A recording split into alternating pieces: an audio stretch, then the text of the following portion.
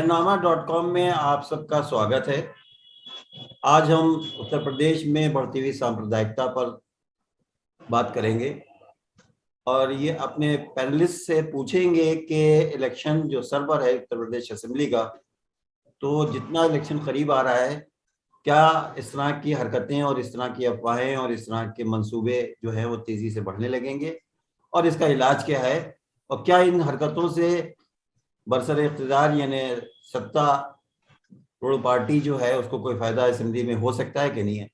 आज हमारे साथ में मोहतरमा ताहिरा हसन साहिबा हैं, वरिष्ठ पत्रकार प्रदीप कपूर साहब हैं और दूसरे वरिष्ठ पत्रकार उबैद नासिर साहब हैं।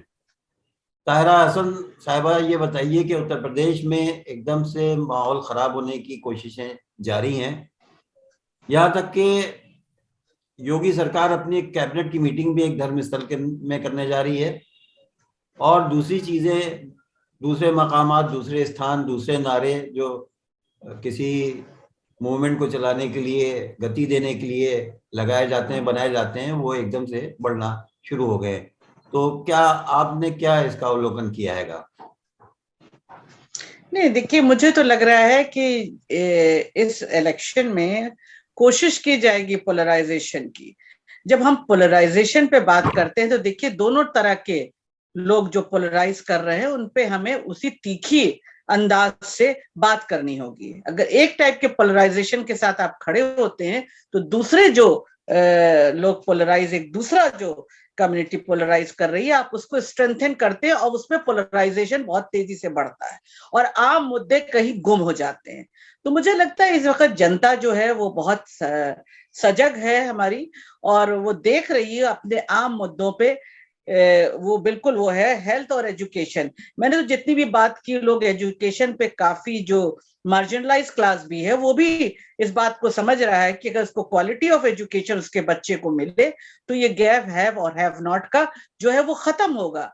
तो एजुकेशन, हेल्थ जो फंडामेंटल राइट्स हैं, चाहे आम आदमी को ये पता है कि नहीं है कि हमारे फंडामेंटल राइट कॉन्स्टिट्यूशन में इंश्योरेंड है, अगर वो नहीं भी पढ़ा लिखा है तब भी वो सजग है कि हाँ, ये चीजें हमें सरकार को देनी चाहिए, ये हमारा अधिकार है। वेलफेयर स्टेट को प्रोवाइड करना चाहिए। और महंगाई और अनएम्प्लॉयमेंट, कोरोना के बाद जिस तरह से लोगों के नौकरियां गई हैं, प्राइवेट कंपनीज में तो जिस तरह से छटनियां हुई हैं, उन सब का इफेक्ट जो है वो पड़ा है लोगों पे। और खासकर मैं कहूंगी महिलाओं पे बहुत जबरदस्त पड़ा। उनका पूरा बजट फेल हो गया है, उनको अपने बच्चों को पढ़ाना, घर चलाना उनके लिए बहुत मुश्किल हो गया।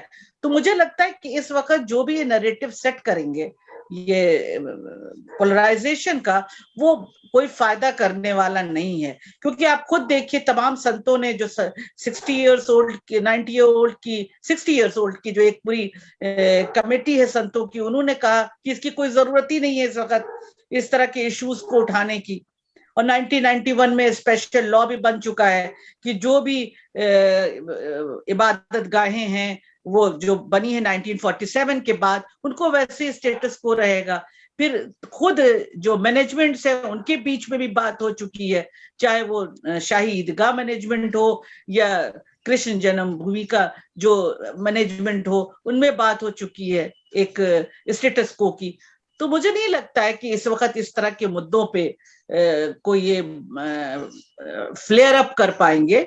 लेकिन एक बात जरूर है कि हमारे यहाँ देखिए आईपीसी की धाराएं हैं, हमारे पास एक्ट है, हमारे पास कानून है। अगर कोई करने की कोशिश करता है तो उसके खिलाफ एक्शन हो जाना चाहिए। हमारे पास तमाम ऐसी धाराएं हैं, जो अगर कोई भड़काऊ बात कहता है, व्हाट्सएप के जरिए जहर फैलाने की कोशिश करता है, तो उनके ऊपर शिकंजा कसा जा सकता है। इस पे बात होनी चाहिए कि कैसे कसा जाए। और जैसे मैंने पहले कहा अफसर भाई, दोनों तरह के लोग जो इस तरह की बातें करते हैं, दोनों को कंडेम करना होगा। अगर हम एक को कंडेम करते रहेंगे तो उसको हम फ्लेयर अप करते रहेंगे। उबैद साहब, ताहिरा साहिबा का ये कहना है कि हमें दोनों तरह के सांप्रदायिक जो ताकतें हैं उनको कंडेम करना है और हमारी प्रायोरिटी जो होना चाहिए वो शिक्षा होना चाहिए। और उनका ये भी कहना है कि हमारे पास पहले ही से ऐसे कवानीन मौजूद हैं, ऐसे नियम, ऐसे अधिनियम और ऐसे अनुच्छेद मौजूद हैं कि जो भी गैर कानूनी काम होगा उससे निपटा जा सकेगा।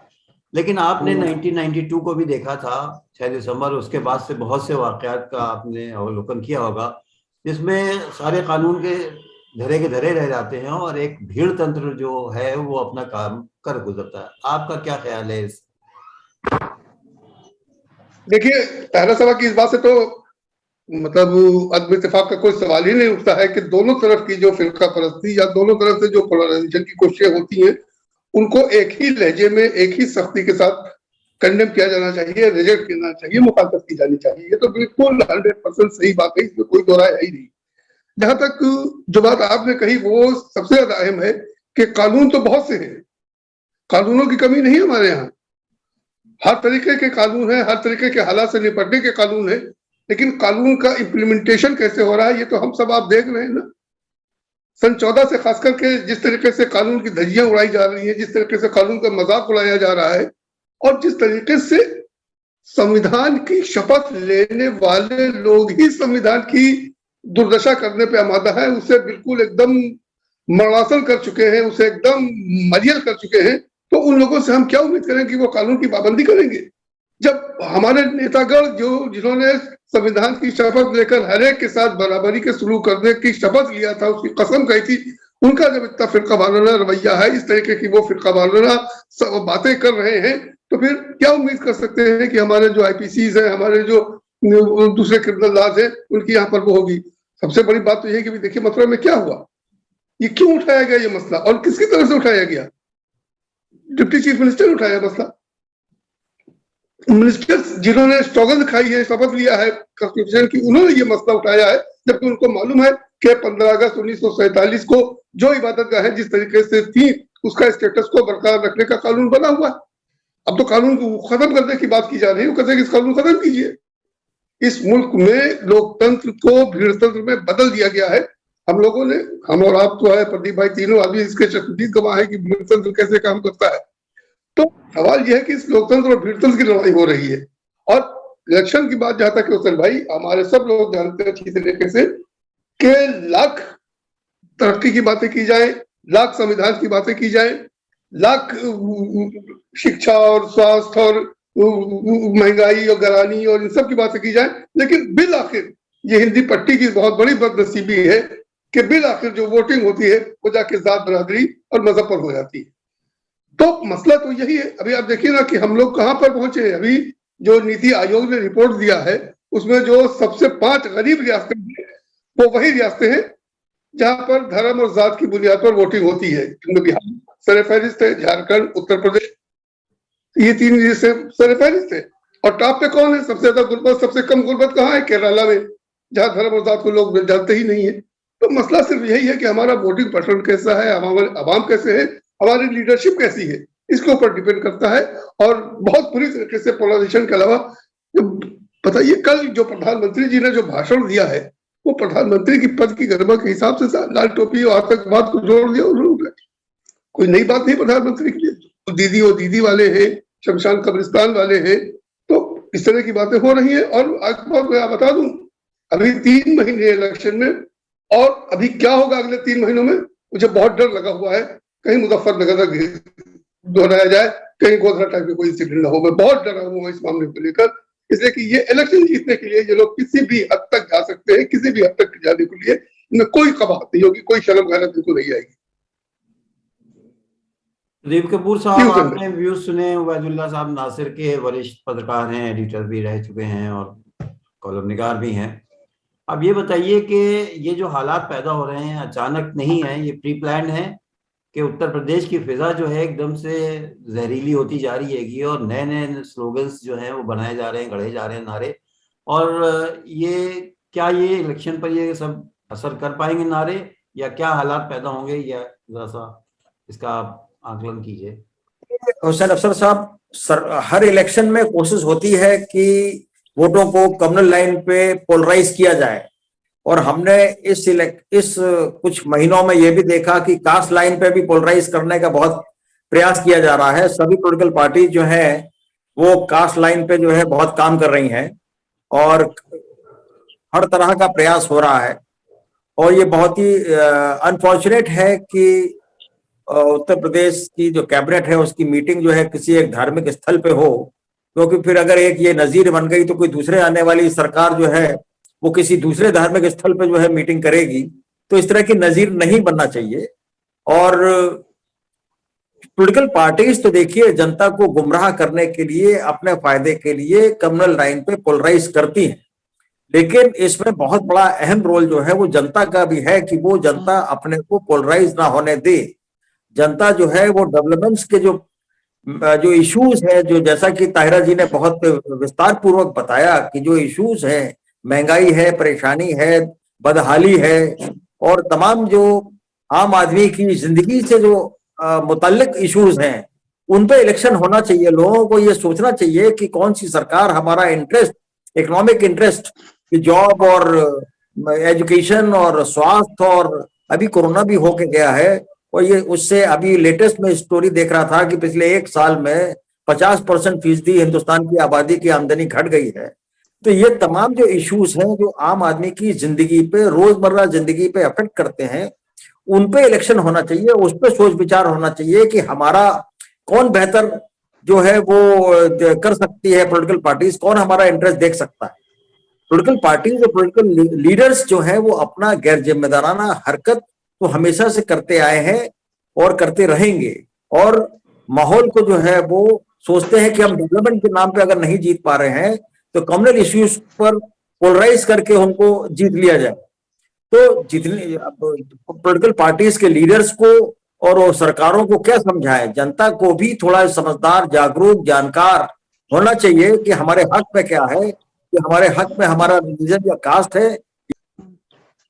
ताहिरा हसन साहब, ये साहिबा ये बताइए कि आपका ये कहना है कि प्रायोरिटी रहे शिक्षा की, बेरोजगारी की और इन सब चीज़ों की, लेकिन जो हालात पैदा होते हैं वो एक रात में बदल जाते हैं, और उसकी वजह जो होती है, जो काम करने का तरीका है, खास करके जो वैसे संगठन जो जिनका इंटरेस्ट होता है कि धर्म और मजहब की बात की जाए, तो इसमें आप तो काफी औरतों के बीच में भी काम करती हैं। अभी आप 2-3 दिन पहले भी गई थी और किसी गांव में या करीब की जगह पर, तो क्या वहां आपने सुना और क्या लोगों या खास करके औरतों का क्या व्यू है? अब जिनौर गांव है उसमें गई थी, तो वहां पर जो औरतें हैं वो बाकायदा कह रही है, वो सरसों का तेल का दाम बढ़ा है उसकी बात कर रही हैं। वो बात मैंने कहा ना, आपके बच्चों की पढ़ाई की बात कर रही हैं। कहती है हम लोग अपने बच्चों को सरकारी स्कूलों में ना भेजते हैं, जो प्राइवेट स्कूल छोटे छोटे हैं तो वहां फीस देना ये सब बहुत मुश्किल हो जाता है। बेटियों की पढ़ाई छूट गई है, या तो वो खेत में ही काम करने लगी है माँ के साथ, इस तरह से हो गया है। या बहुत सी बच्चियां हैं जो माए घरों में काम करती, वहां जाने लगी हैं करने, या अपने छोटे भाई बहन को देखने लगी, क्योंकि इस वक्त इकोनॉमिकली वो बहुत ज्यादा उनके पर क्राइसिस आई है। तो जाहिर है ये मसला उनका है, और हल्के हल्के देखिए जागरूकता आई है लोगों में, लोग अपने इश्यू पे बात कर रहे हैं। जो ठेले वाले हैं, जो कुंचे वाले हैं, जो ठेला लगाते हैं, वो सब उनके सबके अपने मसले हैं इस समय, उन मसलों पे वो बात कर रहे हैं। जिम्मेदारी हमारी आपकी भी बन जाती है, यानी मीडिया की भी बन जाती है, और हम लोग भी लोगों में इस बात को पहुंचाएं कि उनके जो अधिकार हमारे कॉन्स्टिट्यूशन में इंश्योर्ड है उस पर बात हो। कॉन्स्टिट्यूशन की बिल्कुल सही बात है, ओथ लेने के बाद इस तरह की बात कॉन्स्टिट्यूशनल पोस्ट पे अगर कोई कहता है तो बहुत ही ऑब्जेक्शनेबल है, उस पर एक्शन होना चाहिए। और अगर एक्शन नहीं होता है तो जैसे मेरे प्रदीप भाई ने कहा, जनता खुद जागरूक हो, जागरूक हो के ऐसे उसको वोट दे। और मैं कहूंगी जो सेकुलर पार्टियां उनको भी कुछ करके दिखाना पड़ेगा। देखिए केजरीवाल कैसे भी हो, उन्होंने एजुकेशन का सिस्टम दिखाया, दिल्ली की जनता ने उन्हें वोट दोबारा दिया। ऐसा नहीं है, आम जनता जो हमारा मार्जिनलाइज क्लास है, एक बड़ा चंक है वो, अगर आप करके दिखाएंगे और हैव और हैव नॉट की गैप को कम करने की कोशिश करेंगे, मैं कहती हूँ सिर्फ शिक्षा और स्वास्थ्य के द्वारा करेंगे, तो जरूर आपको वोट मिलेगा। साइलेंट वोटर इस बार बहुत है, साइलेंट वोटर है, लेकिन मैंने कहा ना पोलराइजेशन चल रहा है, दोनों तरफ से चल रहा है, ये खतरनाक है। ओवैसी साहब भी कोई कमी छोड़ नहीं रहे। नहीं, लेकिन ओवैसी साहब क्या सीटें ले जाएंगे? कुछ वोट ही तो काटेंगे, लेकिन पोलराइजेशन 1% से अभी कहा नहीं जा सकता कि अफसर भाई बदलता है जी। नहीं 1% 2% से चीजें बदलती हैं। वो सीटें ले जाएंगे नहीं ले जाएंगे, खेल खराब कर जाएंगे, मेरा ये कहना है। प्रदीप नहीं, साहब ठीक कह रही है ये आप, कहना बिहार में किया। बिहार में किया उन्होंने, खेल खराब किया। आप समझिए बिहार में उन्होंने बहुत ज्यादा गड़बड़ किया था। इसलिए ये चीज हम लोगों को समझाने की है, लोगों में बात करने की है कि इनकी बातों में ना आए वो। प्रदीप साहब, ये सारी चीजें अपनी जगह पर हैं कि लोगों में, वोटरों में जागृति हो या बेदारी पैदा होना चाहिए, और महंगाई और बेरोजगारी और जो अनिश्चितता है उसको लोगों को बताना चाहिए। लेकिन होता वही है कि रात बेरात या एक दिन पहले जिस तरीके से मशीनरी काम करती हैगी, उसमें सरकारों का जो सरकारी मशीनरी है वो भी इन्वॉल्व हो जाती है, और जो पार्टी जिस तरीके का उनका काम करने का तरीका है वो भी शामिल हो जाते हैं। तो उसको कैसे निपटा जाएगा? देखिए, ये चुनाव जनता के द्वारा जनता के लिए ही होता है, तो अब इस पूरे माहौल को समझने की जिम्मेदारी भी जनता की है। अब ऐसा अगर हम ये कह दें कि जनता बड़ी भोली होती है, वह बहकावे में आ जाती है और वोट दे देती है, और जैसा कि कहा गया है कि सरकार मतलब तमाम कानून है, सब कुछ है, उस सब के बावजूद भी वो सेलेक्टिव जो है उसका इस्तेमाल होता है, और जिसको जो चाहा मन चाहा अपना जो है इस्तेमाल करते हैं। तो सर जाहिर बात है इलेक्शन कमीशन पे भी बहुत ज्यादा जिम्मेदारियां हैं, और एक नजीर बनाई थी सेशन साहब ने कि इलेक्शन कमीशन इफेक्टिव था, पहली बार हम लोगों ने देखा। और उसके बाद से जितने भी इलेक्शन कमिश्नर आए उन्होंने किया, लेकिन फिर बीच में उसकी भी विश्वसनीयता जो है वो कम होती जा रही है, और उनके ऊपर भी सवालिया निशान लग रहे हैं। तो अब क्योंकि अगर कोई कंप्लेंट होती है इलेक्शन कमीशन में तो उसकी भी जिम्मेदारी है कि उसकी कॉग्निजेंस ले और एक्शन ले। तो अब इस माहौल में मुझे लगता है कि पॉलिटिकल पार्टीज तो अपने तरीके से पोलराइज करने की कोशिश करेंगे, क्योंकि देखिए कुछ लोग सत्ता में हैं और जो सत्ता में नहीं है वो सत्ता में आना चाहते हैं। तो वो सारे हथकंडे जो है वो अपनाए जा रहे हैं और अपनाएंगे भी। लेकिन मुझे लगता है कि बहुत कुछ जिम्मेदारी हमारी अपनी जनता, अपने वोटर्स के ऊपर है कि अगर जनता और अपना वोटर जागरूक है, जिम्मेदार है, तो फिर वो अपने हिसाब से चुनाव करेगा और अपनी चुनी हुई सरकार आएगी। वैदुल्ला साहब, आप कुछ फरमा रहे थे। मैं ये कह रहा था कि अवाम अगर ईमानदारी से और अपने मसाइल को सामने रख कर वोट दे तब तो फिर मसले ही नहीं रह जाएंगे।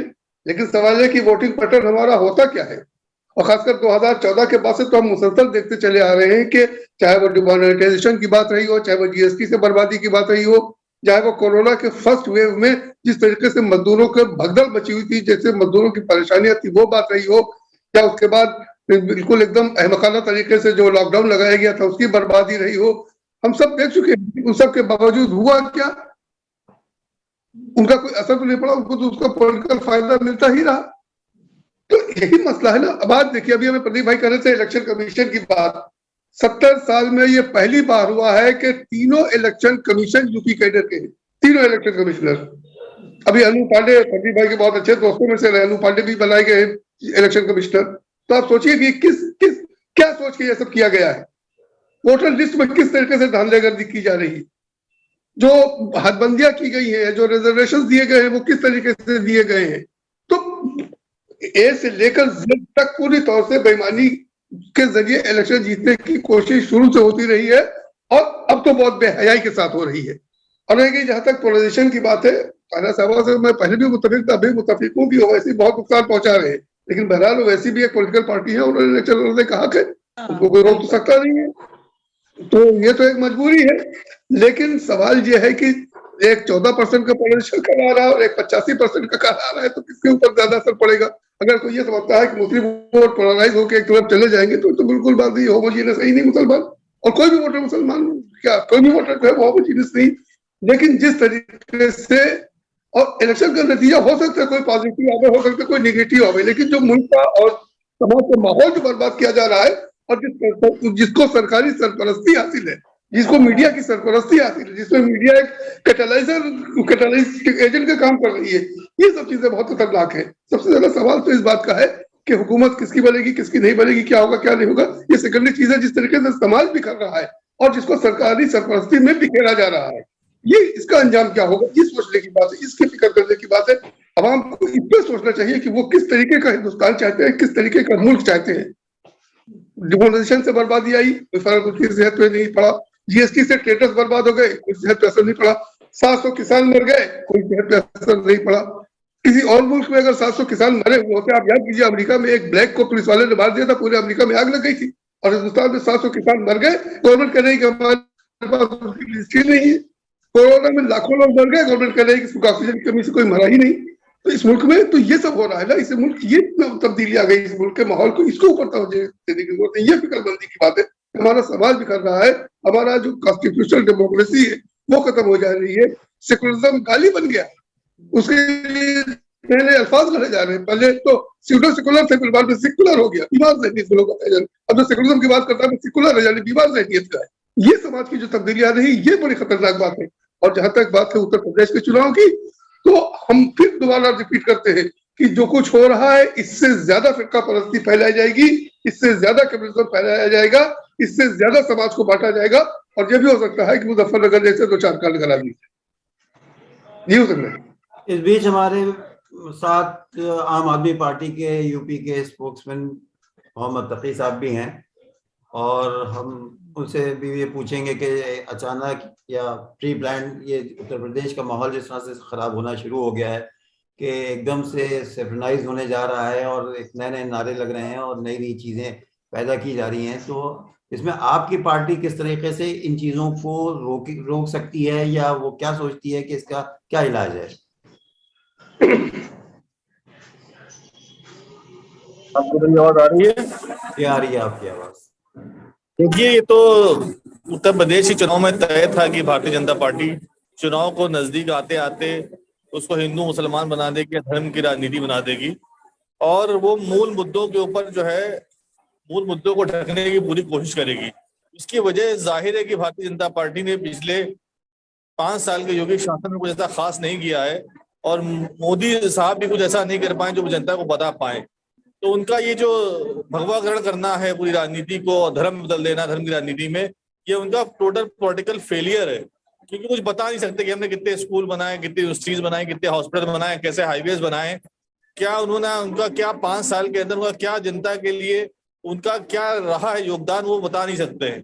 आपने सबने देखा कि कोरोना के दौरान कैसी परेशानियां थी, अभी भी कोरोना के बाद भी जब डेंगू फैला है और लखनऊ के सारे नर्सिंग होम जो है वो बुखार के मरीजों से और डेंगू के मरीजों से भर गए, तो उस टाइम पे भी ये सही से लोगों को इलाज नहीं दे पाए। तो योगी सरकार अपने फेलियर से, अपने जो उनका फ्लॉप शो रहा उसे वो सीख नहीं पाए हैं, और वो इसीलिए धर्म की राजनीति करने को मजबूर हैं, क्योंकि धर्म की राजनीति इतनी होगी, बीजेपी को लगता है कि उसको जो उसके जीतने के चांस उतने ज्यादा बढ़ेंगे। लेकिन जनता अब जो पूरी तरह जागरूक हो गई है, उसको समझ में आ गया है कि धर्म की राजनीति से देश का या किसी का भला होना नहीं है। यही भारतीय जनता पार्टी है जो बेरोजगारों के ऊपर जो लाठीचार्ज करती है, उनके सर तोड़ती है, उनके हाथ तोड़ती है।